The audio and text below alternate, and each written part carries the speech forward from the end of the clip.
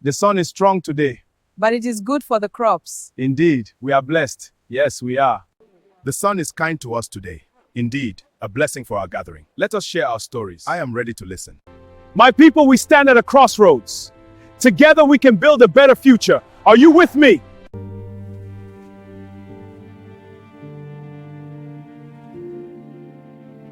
Everyone, listen! We are in great danger. We must act now together before it is too late. Listen, my people, this paper holds the words of our ancestors. It speaks of the land and our rights.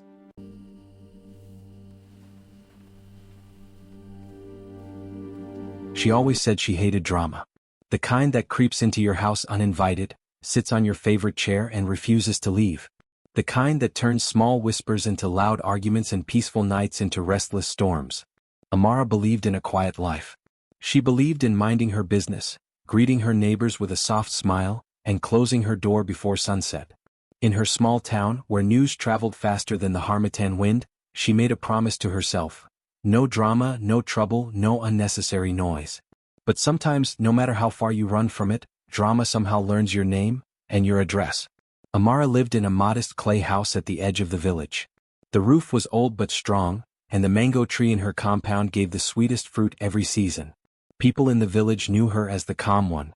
While others argued at the market over the price of tomatoes, Amara would quietly pay and walk away.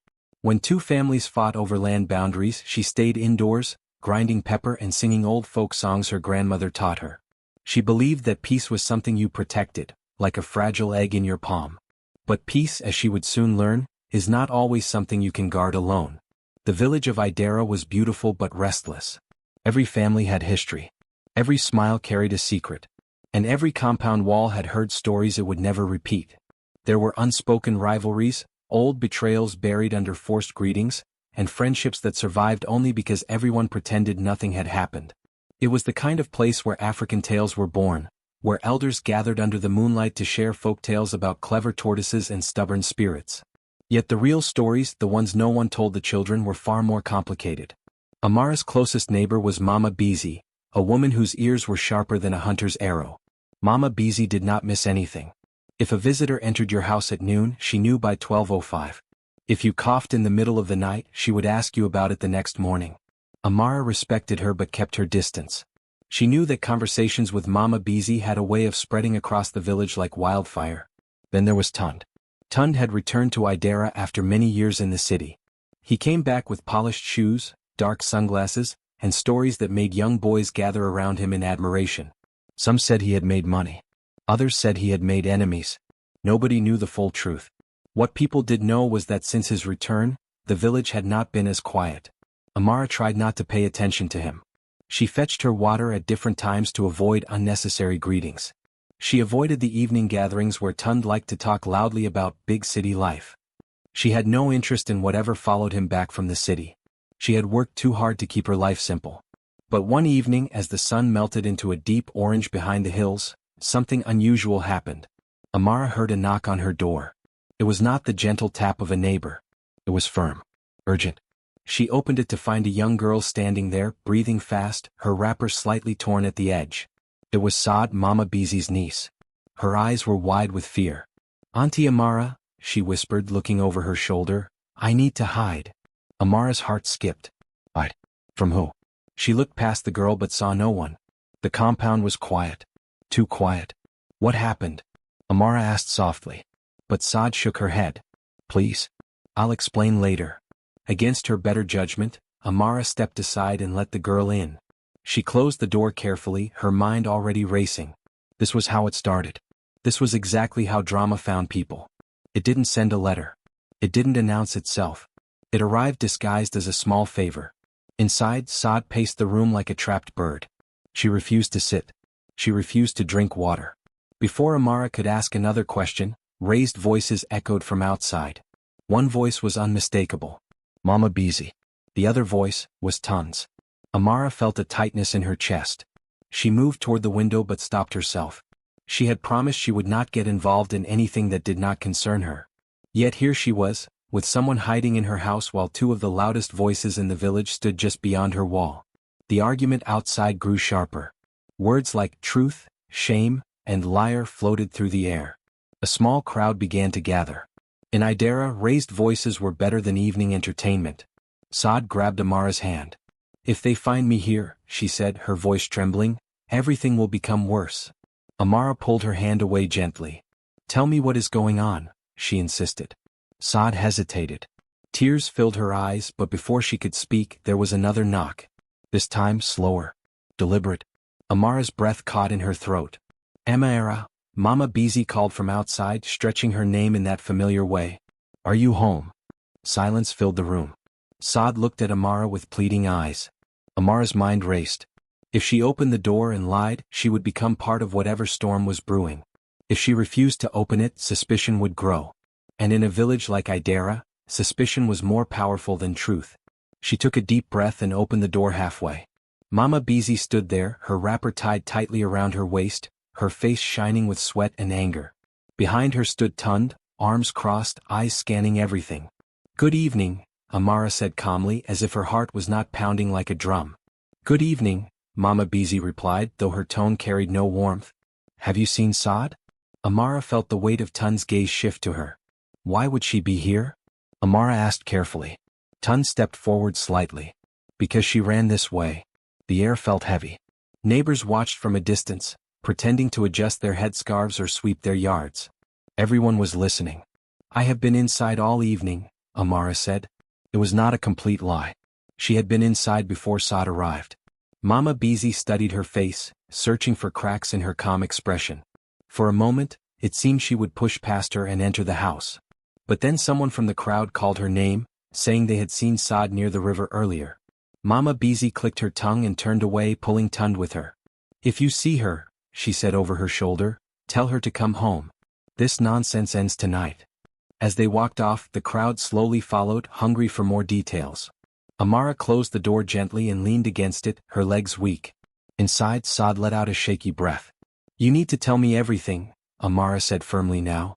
"I will not protect what I do not understand." Saad wiped her tears and finally spoke. She began to explain whispers about missing money, accusations, secrets from Tund's time in the city, and how her name had somehow been dragged into a story she barely understood. The more she spoke, the clearer it became that this was not a small misunderstanding. It was a web. And somehow, Amara was now standing in the middle of it. By the time Saad finished, night had fallen completely. The village was quieter, but it was the kind of quiet that comes before something breaks.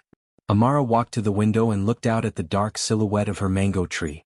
She had spent years building a life free from chaos. Yet in a single evening, drama had crossed her doorstep, sat in her living room and refused to leave. And just as she turned back to speak to Saad, a loud crash echoed from outside her compound. Not near the market. Not by Mama Beezy's house. Right outside her gate. Amara froze. Someone was there. And this time it did not sound like they planned to knock. Amara and Saad stared at each other in silence. The crash had not sounded like something small falling over. It was heavy. Intentional. Like someone had pushed against the wooden gate with force. Another sound followed. The creaking of metal hinges. Amara's heart pounded so loudly she was sure whoever stood outside could hear it. She slowly moved toward the small window that faced the front of her compound.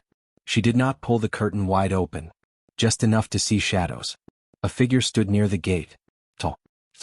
The moonlight revealed broad shoulders. A familiar stance. Tund. He was not shouting now. He was not arguing. He was simply standing there, staring at her house as if it had personally offended him. "Why is he here?" Saad whispered behind her. Amara swallowed. "You said he accused you of something. What exactly?" Saad hesitated again, her fingers twisting the edge of her wrapper. "They say money is missing. Money he brought from the city. He claims he kept it safe in Mama Beezy's house for a few days. Now it is gone. And they think you took it?" Amara asked quietly. Saad nodded. "Because I was the only one home that afternoon." The story felt incomplete. Too simple. In a village like Idera, money did not just disappear. And accusations were rarely about what they seemed. Outside, Tund finally moved. He stepped closer to the gate, touching the wood as if testing its strength. Amara felt anger rise in her chest. This was her home. Her quiet space. She had done nothing wrong. Yet here he was, bringing his storm to her doorstep. "Stay inside," Amara told Saad firmly. She adjusted her scarf, straightened her shoulders and stepped outside. The night air felt thick. Crickets sang from the bushes, unaware of human tension. Amara walked toward the gate but did not open it. "Tund," she called softly. "Is there a problem?" He turned slowly as if he had expected her to come out. "There is always a problem when someone hides what belongs to me," he replied. "No one is hiding anything here," Amara said carefully.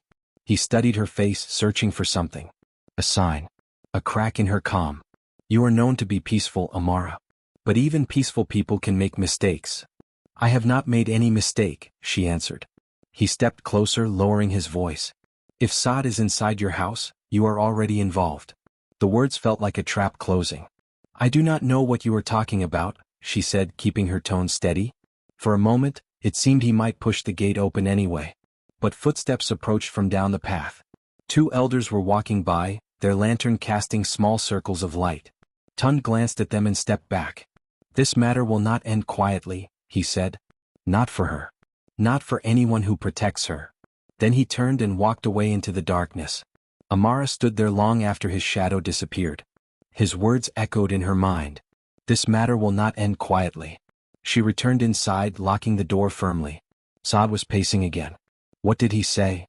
"That he believes you are here," Amara replied. "And that this will not end quietly." Tears rolled down Saada's cheeks. "I didn't take anything. I swear on my mother's grave." Amara believed her. Not because she had proof, but because she knew the girl's character. Saad had grown up helping Mama Beezy at the market, waking before dawn to carry baskets of peppers and onions. She had never been known for greed. But belief alone would not calm the village. "Tell me about that afternoon," Amara said gently. "Every detail." Saad sat down finally, her voice trembling as she spoke. Tund had arrived from the city 2 weeks ago, bringing stories of business deals and promises of development for Idera. He talked about building shops, investing in land, helping the youth. Some people admired him. Others whispered that his money had unclear roots. That afternoon, he had come to Mama Beezy's house with a small locked bag. He said he needed to travel to the next town for a meeting and would return before nightfall. Mama Beezy was not home at the time, so Saad received him. He placed the bag in a corner room and told her not to touch it. "I didn't even go near it," Saad insisted. When Mama Beezy came back, she saw the bag herself. "And when did they say it was missing?" Amara asked. "The next morning." Tund returned and said the bag was lighter. When they opened it, some money was gone. "Was the lock broken?" Saad shook her head. "No. That is why they say it must be someone inside the house." Amara frowned. Something about that detail felt important. If the lock was not broken, how could money disappear? Either someone had a key, or the story about the missing money was not the full truth. Outside, distant voices still floated through the night. The village was not asleep. Rumors were already walking from compound to compound. Amara sat quietly, thinking about the past few weeks. Since Tund's return, small disagreements had grown larger. 2 farmers argued over a boundary that had never been questioned before. A trader accused another of undercutting prices unfairly. It was as if his presence had stirred something restless in Idera. "Has Tund had any issues with anyone else?" Amara asked. Saad nodded slowly. "Some men do not trust him. They say he boasts too much. They say he wants control." Control. The word hung in the air. If the missing money was real, it could create fear. If it was a lie, it could create even more fear. Either way, someone would become a scapegoat. Amara felt a chill. She had wanted no part in village politics, no part in whispered conflicts or power struggles. Yet by opening her door to Saad, she had stepped into a deeper story. One that stretched beyond stolen money. A sudden knock hit her door again. Not loud this time. Slow. 3 steady taps. Amara and Saad both froze. It was too late for casual visits. Too late for friendly greetings. Amara walked toward the door cautiously. "Who is there?" she asked. A familiar voice answered. It was one of the village elders. "Amara," the old man called gently, "we need to speak with you." Her stomach tightened. Elders did not visit at night without reason. She opened the door slightly. 2 elders stood outside, their lantern light flickering against their serious faces. "We have heard certain things," one of them said. "And your name has been mentioned." Amara felt the ground shift beneath her. Behind her, Saad stood in the shadows, silent as a secret. The elder's eyes moved past Amara's shoulder, scanning the dark interior of her house. "May we come in?" he asked. And in that moment, Amara realized that no matter how much she had tried to avoid drama, it had not only found her address. It had stepped onto her doorstep, and it was asking to enter. Amara stepped aside slowly, her mind racing faster than her feet. The two elders entered her house with quiet authority, their lantern casting long shadows on the mud walls. The room suddenly felt smaller, as if the air itself had thickened. Saad remained near the back, half hidden by the curtain that separated the sleeping area. "We will not take much of your time," the older of the two men said gently. His voice was calm, but his eyes were sharp. "There are rumors moving through Idara tonight, and we would rather hear the truth directly than let whispers grow teeth." Amara folded her hands in front of her. "I have nothing to hide," she said carefully. The second elder cleared his throat. "It has been said that Saad may have run toward this side of the village. Some believe she is seeking protection." Amara felt Saada's presence behind her like a heartbeat. She knew this moment would define everything. If she denied it and they found out later, her reputation would shatter. If she admitted it, she would officially become part of the conflict. "She came here afraid," Amara said finally. "I did not ask her to come. But I could not send her away into the night." The elders exchanged a glance. "And is she here now?" the older one asked. Silence filled the room. Saad stepped forward before Amara could speak. "Yes, Baba," she said, her voice trembling but steady enough. "I am here." The lantern light revealed her tear-streaked face. The elders looked at her with a mixture of concern and disappointment. "Child," one of them sighed, "why are you running from your own home?" "Because I am being accused of something I did not do," she replied. "And no one wants to listen." The older elder sat down slowly on the wooden stool. "Then speak. What do you know about the missing money?" Saad explained again, this time with more detail. She described how Tund had arrived with the locked bag, how he had placed it in the room himself, how Mama Beezy had later seen it untouched. She repeated that the lock was never broken. Her words came in waves, sometimes strong, sometimes shaking. The elders listened carefully. They asked small questions. What time did he leave? Who else entered the compound that day? Did anyone see the key? Amara noticed something in their expressions. They were not fully convinced of Saada's guilt, but neither were they comfortable dismissing Tund's claim. In a small village, reputation was currency. And Tund had returned with both money and confidence. "There is another matter," the second elder said quietly. "Tund insists that this is not only about money. He says important documents were also in that bag." Amara's eyebrows tightened. "What kind of documents?" He did not say clearly. Only that they are connected to land agreements and future plans for development. Development. The word felt heavy. For weeks, Tund had spoken about building new shops near the main road. He claimed he had investors from the city ready to transform Idara into something bigger. Some villagers were excited. Others were cautious. Land in Idara had always been family-owned, passed down through generations. Any talk of agreements and signatures could easily create fear. "If documents are involved," Amara said slowly, "then this matter is bigger than a missing envelope of money." The elders nodded. "That is why we must handle it carefully," the older one replied. "If people believe that land is at stake, this village will divide." Outside, voices rose again in the distance. It seemed the night refused to sleep. Meanwhile, in another part of the village, Mama Beezy sat outside her compound, surrounded by a small circle of women. Her anger had not cooled. She felt embarrassed. Accusations had been thrown in her home. Her niece had run away. And now people were whispering that she could not control her household. "Tund trusted us," she told the women. "He placed his bag under our roof. Now everything is missing. What will people think?" One of the women leaned closer. "But are you sure the money was ever there in the first place?" Mama Beezy frowned. "What do you mean?" "I mean," the woman lowered her voice, "how many people saw the money with their own eyes?" "Only him." The question lingered in the air like smoke. Back in Amara's house, the elders stood to leave. "For tonight, Saad will remain here," the older one said. "No more shouting. Tomorrow we will call a meeting at the village square. Everyone will speak. This matter must be addressed in the open." Amara felt both relief and dread. A public meeting meant transparency, but it also meant exposure. Every word would be weighed. Every glance interpreted. After the elders left, the house fell into a tense quiet. "You see," Saad whispered. "It is no longer small." Amara nodded. "It was never small." She stepped outside for a moment, needing air. The moon was high now, watching over Idara like a silent witness. She thought about Tund's confident return, about the promises of progress, about the sudden missing money.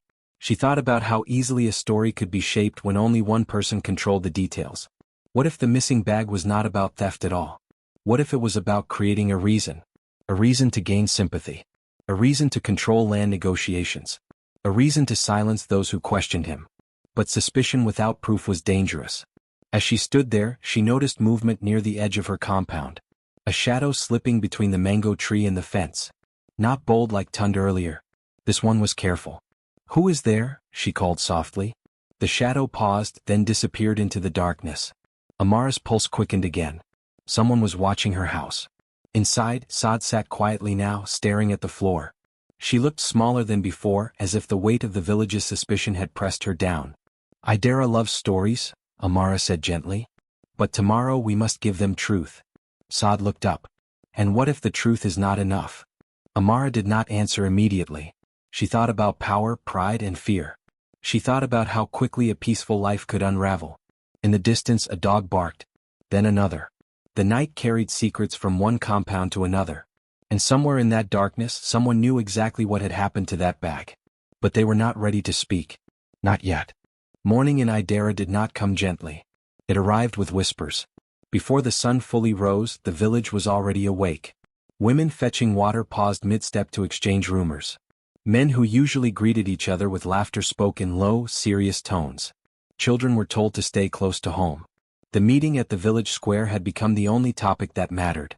Amara barely slept. Every small sound during the night had felt like a warning. When the first rooster crowed, she was already sitting outside, staring at the dusty path that led to her gate. Saad joined her quietly, her eyes swollen but determined. "They are watching us," Saad murmured. Amara did not need to ask who. She could feel it. Neighbors passed more slowly than usual. A few greeted her, but their smiles were thin. In a small village, neutrality was rare. People chose sides quickly, even before hearing the full truth. By mid-morning, the village square was full. The large Irako tree at the center cast a wide shadow, but it did little to cool the tension in the air. Elders sat on wooden benches arranged in a semicircle. The rest of the villagers stood around them, forming layers of expectation. Tund arrived last. He walked into the square with calm confidence, dressed neatly as if attending a celebration rather than a dispute. Some young men followed him closely, their loyalty clear. Mama Bizi sat near the front, her back straight, her expression unreadable. Amara and Saad stepped into the open space together. The murmuring grew louder, then slowly faded as the oldest elder raised his hand for silence. "We are here for truth," the elder began. "Not for noise. Not for anger. This village has survived many seasons because we listen before we judge." His words were steady, but everyone knew that listening did not always prevent division. "Tund," the elder continued, "you made the accusation. Speak." Tund stepped forward. His voice carried easily across the square. "I returned to Idara with plans to invest in this community," he said. "I brought money and documents for land agreements. I trusted Mama Bizi's household to keep my belongings safe for one afternoon. When I returned, a large sum of money and important papers were missing. There was no sign of forced entry. Only one person was present when I left the bag. Saad." All eyes turned to her. Saad swallowed but did not look away. "I did not touch his bag," she said firmly. "I did not see any documents. I did not take any money." Tund tilted his head slightly. "Then explain how it disappeared." "I cannot explain what I did not do," she replied. A low wave of murmurs spread through the crowd. One of the elders leaned forward. "Was the lock broken?" "No," Tund admitted. "It was intact." "Did anyone else have access to the key?" the elder asked. Tund hesitated for a fraction of a second. It was small, but Amara noticed. "I kept the key with me," he said. A ripple of confusion passed through the villagers. "If the key was with you," Amara spoke up before she could stop herself, "how could the bag be opened?" The square grew quiet. Tund's eyes met hers, sharp and calculating. "I did not say the entire bag was opened," he replied smoothly. "It is possible that someone tampered with it before I locked it fully. I was in a hurry that day." The explanation felt thin. Too convenient. From the side of the crowd, a farmer raised his voice. "How much money are we talking about?" Tund named an amount that made several people gasp. It was more than most families in Idara saw in a year. "And the documents?" another villager asked. "Land agreements," Tund repeated. "4 development projects that would benefit all of us." The word development hung in the air again, tempting and dangerous. Mama Beezy finally spoke.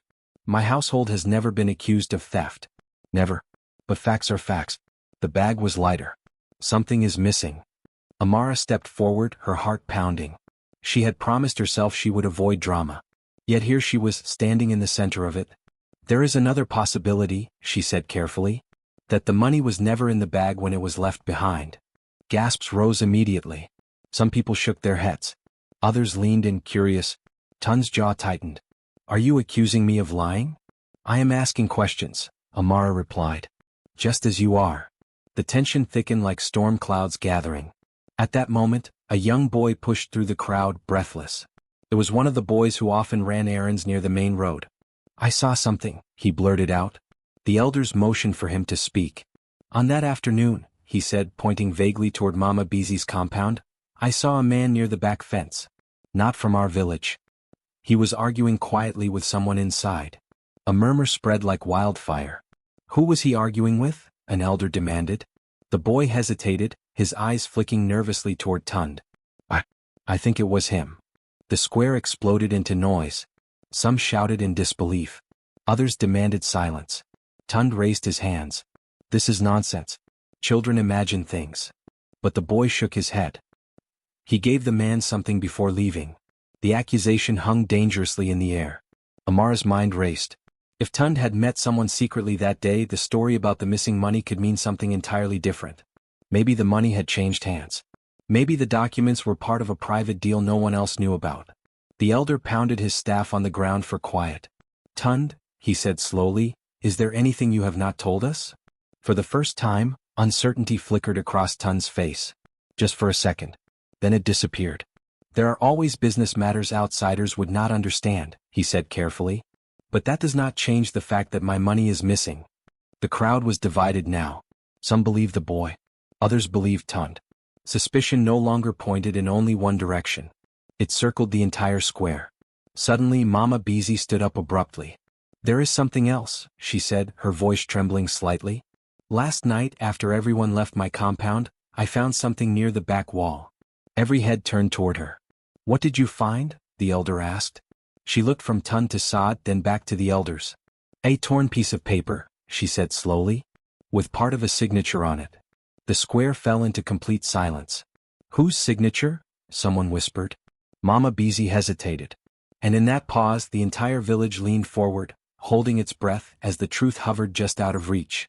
Mama Beezy's lips trembled as the entire village waited. It was not Sada's signature, she said finally. A wave of whispers rushed through the square. Some people exhaled in relief. Others turned their eyes sharply toward Tund. It looked like yours, she added, her voice unsteady, pointing directly at him. The silence that followed felt heavier than anything that had come before. Tund did not react immediately. His face remained calm, but the confidence he carried earlier seemed thinner now, like cloth stretched too tight. That is impossible, he said slowly. Why would my own signature be torn and thrown behind your house? That is what we are asking, one of the elders replied firmly. Mama Beezy reached into her wrapper and carefully unfolded a small, crumpled piece of paper. The crowd leaned forward trying to see. Even from where she stood, Amara could tell it was part of something official. The ink was dark and bold. The edge was jagged as if ripped in haste. The elder took the paper and studied it under the sunlight. His brows furrowed. It does resemble your handwriting, he said to Tund. Can you explain this? Tund stepped forward, his movements controlled. Anyone can copy a signature, he said. This proves nothing. But why was it behind Mama Beezy's compound? Amara asked quietly. And why tear it at all? Tund's eyes flickered toward her. You seem very eager to defend this girl. I am eager to defend the truth, she replied. The crowd murmured again. The story had shifted.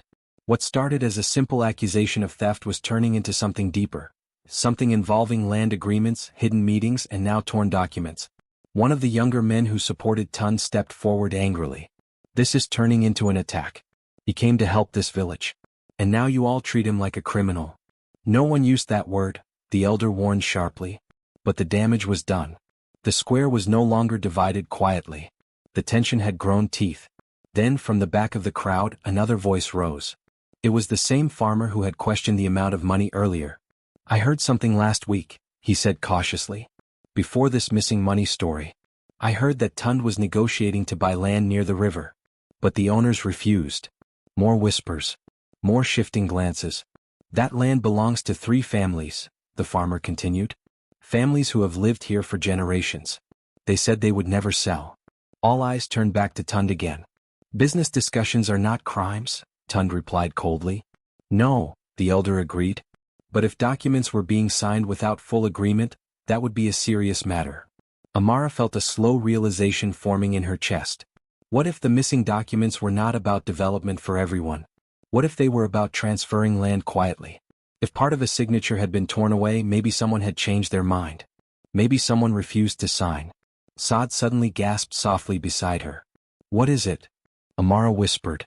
I remember something, Saad said, her voice shaking. That afternoon when Tund left the bag, he argued with someone outside. I thought it was just normal talk. But I heard him say, you already signed. There is no going back. The words landed in the square like a stone thrown into still water. Tund's head snapped toward her. You are twisting things, he said sharply. I am not, Saad insisted. I didn't understand it then. But now. The elder raised his staff again for silence. Tund, he said slowly, did someone withdraw from a land agreement? Tund's jaw tightened. For the first time, frustration showed clearly on his face. Negotiations are complicated, he said. Some people do not understand opportunity when it stands in front of them. That is not an answer, the elder replied. Before Tund could respond, sudden shouting erupted from the edge of the square. 2 men were pushing through the crowd, both visibly upset. It was the sons of one of the Riverland families. Show them the rest, one of them shouted. Tell them what you tried to make our father sign. The entire gathering shifted as they stepped forward. Our father cannot speak loudly like this, the older son said, breathing hard. But he told us everything. You came with papers already prepared. You pressured him to sign quickly. You said it was only for temporary use of the land. Tund laughed bitterly. And he signed, didn't he? Yes, the younger son admitted. But later, he realized the paper did not say what you explained. A collective gasp filled the air. Amara's pulse quickened. The missing documents. The torn signature. The secret argument. It was all weaving together into something far more serious than stolen money. If the agreement was unclear, the elder asked carefully, why not bring it to us earlier? Because he was ashamed, the older son replied. He thought he had made a mistake. He wanted to fix it quietly. And did you tear the document? Another elder asked. The brothers shook their heads firmly. We never saw it again after Tund took it, the younger one said. All eyes returned to Tund. The confident man who had walked into the square now looked cornered, though he tried to hide it. This is absurd, he said loudly. You are all building stories from fragments. A torn paper proves nothing. A child's memory proves nothing. If I wanted land unfairly, would I do it in my own village? The question lingered, but it did not calm the growing doubt. Amara noticed something else. Mama Beezy looked shaken. Not angry anymore, confused. As if pieces of a puzzle she had not wanted to see were beginning to fit together. If the money was not stolen, Amara said slowly, then why create that story? Her voice was not loud, but it carried. A dangerous silence followed. Because now the accusation had shifted fully. It was no longer about whether Saad stole money. It was about whether the missing money was ever the real issue at all. Tund's eyes hardened. Be careful, he warned quietly. False accusations can destroy people. And so can false stories, Amara replied. The crowd was no longer whispering. It was buzzing. Some demanded that Tund show proof of the exact amount he claimed was missing. Others insisted the land documents be brought forward immediately.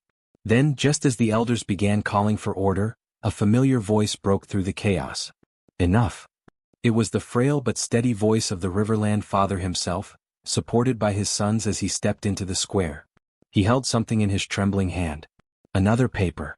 And as he slowly lifted it for everyone to see, the entire village fell silent again. Because whatever was written on that page had the power to change everything. But before he could speak, Tund took a sudden step forward, his expression no longer calm, no longer controlled. And in that charged moment, with the sun beating down and the future of Idera hanging by a thread, it became clear that the truth was about to surface. Whether the village was ready for it or not. For a while it seemed like everything had settled. The elders had spoken. The land agreement was declared invalid. Sada's name was cleared in front of the entire village. Tun's exaggerated story about the missing money had been exposed. People returned to their homes carrying relief instead of suspicion. Even the air in Idera felt lighter, as if a heavy storm had finally passed. But peace has a way of revealing what noise tries to hide. That evening, as the sun sank low and painted the sky in gold and red, Amara sat under her mango tree again. It was the same place where she once believed drama would never reach. Children's laughter drifted faintly from a nearby compound. Women pounded yam in steady rhythm. The village looked normal. Yet something inside her felt unsettled. Saad joined her quietly. "It's over," she said softly. Amara nodded, but her eyes were distant. "Is it?" Before Saad could answer, Mama Beezy appeared at the gate. She looked tired but not angry. There was something else in her face now, something closer to worry. "Amara," she called gently, "may I speak with you?" They sat together on the low wooden bench. Saad excused herself and went inside. Mama Beezy lowered her voice. "After the meeting, Tun came back to my compound." Amara's back straightened. "What did he want?" "He said he never meant for things to go this far. He said the money story was only to protect himself." "Protect himself from what?" Mama Beezy hesitated. "From someone in the city." A slow chill ran down Amara's spine. "Tun told me," Mama Beezy continued, "that the money he claimed was missing, it was never truly his. He borrowed it. And the documents were not only about land. They were part of a larger deal." Amara's thoughts raced. "A larger deal?" Mama Beezy nodded. "He said powerful men were expecting results. Signatures. Land. Progress. If he returned empty-handed, he would lose everything." The weight of that truth settled heavily between them. "So he created urgency," Amara said quietly. "He created drama to force things forward." "Yes," Mama Beezy replied. "But that is not all." She reached into the fold of her wrapper and pulled out something small. "A key." Amara stared at it. "What is that?" "I found it this afternoon," Mama Beezy said slowly. "Behind my water pot. It is identical to the key Tund claimed he kept with him." Amara felt her heartbeat quicken. "You're saying?" "He lied about being the only one with access to that bag," Mama Beezy finished. For a moment, the earlier relief from the village square seemed fragile. "If there was a second key," Amara said carefully, "then he could have opened the bag at any time." Mama Beezy nodded. "Or someone else could have." The possibility hung in the air like smoke. Just then, hurried footsteps approached the compound. It was one of the young men who had once supported Tund. He looked shaken. "They're looking for him," he said breathlessly. "Who?" Amara asked, though she already suspected. "Men from the city. They arrived at the edge of the village. They're asking questions." Mama Beezy's hand tightened around the key. "What kind of questions?" she asked. "About money.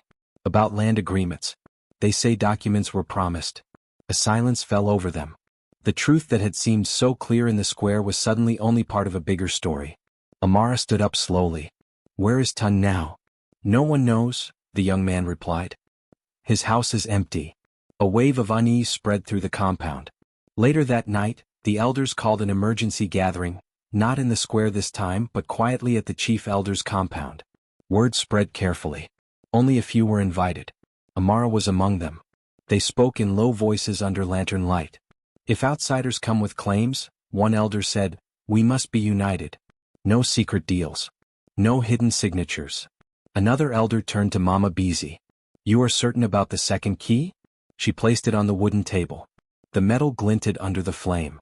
"Yes," she said firmly. Amara's mind replayed every moment. The exaggerated missing money, the torn signature, the secret argument, the boy's testimony.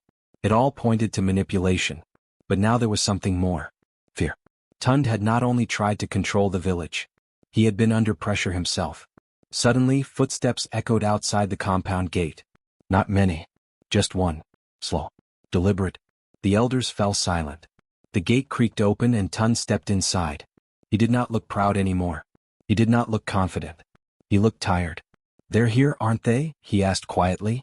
No one answered. He saw the key on the table. His shoulders dropped slightly. "I never wanted to destroy this village," he said. "I wanted to prove I could bring change." "And so you brought lies instead?" one elder asked. Tund shook his head slowly. "I thought I could control it. The drama. The pressure. I thought if I moved fast enough, no one would question the details." Amara looked at him carefully. but details are where truth lives. He gave a faint, bitter smile. Yes. Outside the compound, distant lantern lights flickered, strangers moving through Idera. They will ask for documents, Tund continued. They will demand land. But there is nothing valid now. You cancelled it. The elders exchanged glances. If they come, the oldest elder said firmly, they will face the entire village. Not one frightened man. Tund lowered his gaze. I am sorry. It was not loud. It was not dramatic. But it was real. For the first time since he returned from the city, he looked like the boy who once played in the same dusty streets as the rest of them. The tension did not disappear completely. Outsiders were still near. Questions would still be asked. But now the village stood together. And that was the true climax of the story. Drama had found Amara's address. It had knocked loudly. It had tried to divide neighbors, stain reputations, and rewrite ownership. But in the end, it revealed hidden truths, not just about land agreements and missing money, but about pride, fear, and the cost of shortcuts. As the night deepened, the elders stepped outside together. Lanterns were lifted high. Voices were calm but firm. Whatever came next, Idera would face it united. And as Amara stood beneath her mango tree once more, she understood something she would carry forever. Sometimes drama does not come to ruin you. It comes to uncover what was already fragile. And if you are brave enough to stand in it, the truth, no matter how uncomfortable, can set more than one person free. Tund stopped mid-step when he saw the old man raise the paper higher. The Riverland father's hands were shaking, but his eyes were clear. His son stood on either side of him, steadying his arms as if they were protecting something fragile and powerful at the same time. This, the old man said slowly, his voice thin but firm, is the copy of what I signed. The square was so quiet that even the wind seemed to pause. The elder motioned for the paper to be brought forward. One of the sons carried it carefully. The elder adjusted his glasses and began reading silently. As his eyes moved across the page, his expression shifted from confusion to concern. This document, the elder said at last, transfers full ownership of the river land. Not temporary use. A loud murmur exploded across the crowd. The old man nodded weakly. That is not what he told me. He said it was for partnership. For development. For shops that would benefit everyone. Tund opened his mouth to speak, but the elder raised his hand. Let him finish. The old man took a deep breath. After I signed, my son read the copy carefully. We realized it was not what we agreed on. I went back to Tund the next morning to question him. He said we could adjust it later. That was when we argued near Mama Beezy's compound. Sada's eyes widened. That is what I heard, she whispered to Amara. The elder looked at Tund again. Is this true? Tund's face had lost its earlier smooth confidence. For a moment he seemed to weigh his options. The entire village watched him, waiting. I brought opportunity to this place, he said finally. You all complain about poverty, about lack of progress. I was trying to move things forward. Yes, the document was written firmly. Because business requires clarity. Clarity? The older son snapped. You call that clarity? You told our father one thing and wrote another. Tund's jaw tightened. He signed willingly. But not knowingly, Amara said quietly. Her voice carried in the silence. She did not shout. She did not accuse wildly. She simply spoke what everyone was beginning to understand. The elder looked down at the torn piece of paper Mama Beezy had found and then at the full copy in his hand. The missing bag, he said slowly. Was there ever missing money? All eyes returned to Tund. He hesitated again, and that hesitation answered more than any words could. There was money, he said, but his voice lacked strength. But not the amount I mentioned. A wave of shock rippled through the square. You exaggerated? Mama Beezy asked, her voice breaking. Tund avoided her gaze. I needed urgency.